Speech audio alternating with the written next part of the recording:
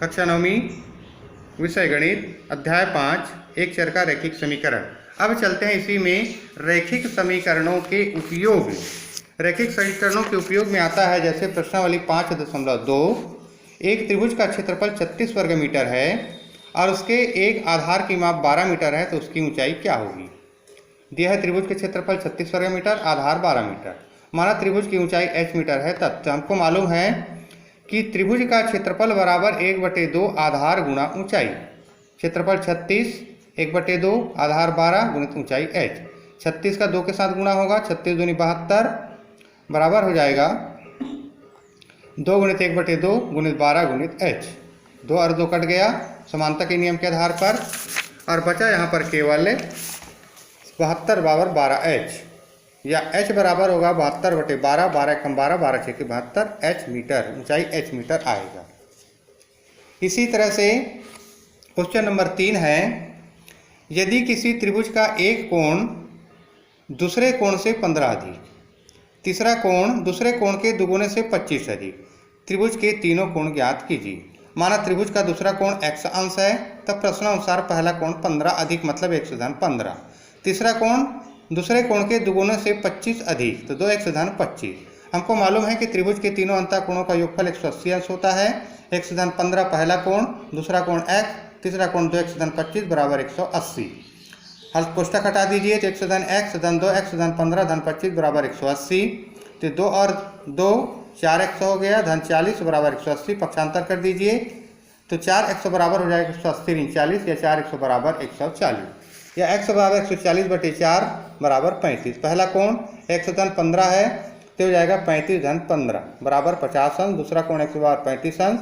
तीसरा कोण 2x/25 बराबर आएगा 70/25 बराबर 95 अंश। ये आपको ज्ञात करके लाना था। इसी तरह से क्वेश्चन नंबर 5 है, यदि किसी त्रिभुज की एक भुजा उसके परिमाप का 1/4, दूसरी भुजा 7 सेंटीमीटर तथा तीसरी भुजा का परिमाप 2/5 है, तो त्रिभुज का परिमाप कितना है। माना त्रिभुज का परिमाप s सेंटीमीटर है, तो एक भुजा 1/4 है, दूसरी भुजा 7 सेंटीमीटर, तीसरी भुजा जो है 2/5 s सेंटीमीटर। तो s बराबर परिमाप बराबर तीनों भुजाओं का योग, तो s/4 धन 7 धन 2 s/5। 4 और 5 का लघुत्तम आएगा 20। हल कर दीजिए 4 और 5 ये हो जाएगा 5s धन 4 दूनी 8s/20 धन हो गया 7।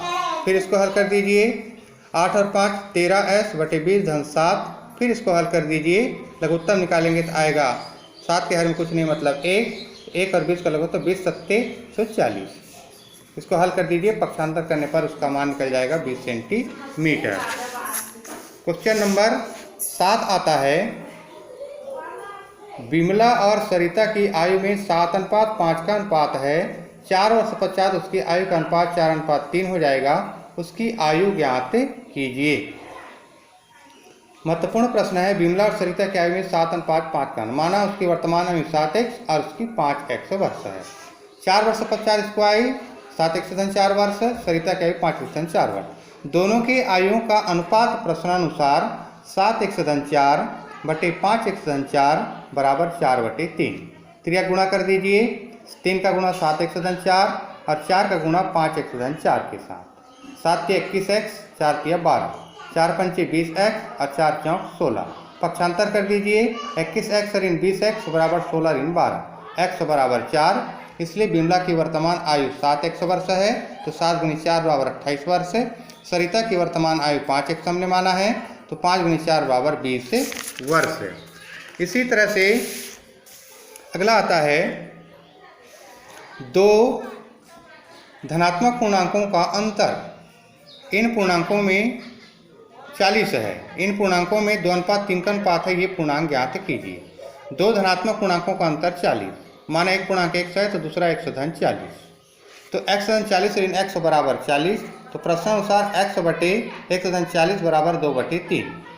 त्रिया गुणा कर दीजिए, 3x बराबर 2 गुणित x/40, या इसको हल करेंगे 3x बराबर 2x/40 दूनी 80, 3x ऋण 2x पक्षांतर करेंगे तो बराबर 80, x बराबर 80। पहला पूर्णांक 80, दूसरा पूर्णांक 80 धन 40 बराबर 120। 5 के 3 क्रमागत गुणजों का योगफल 555 है, ये गुणज ज्ञात कीजिए। माना 5 के 3 क्रमागत गुणज x धन 5 और x धन 10 है। तीनों का योगफल x धन 5 x धन 10 बराबर 555।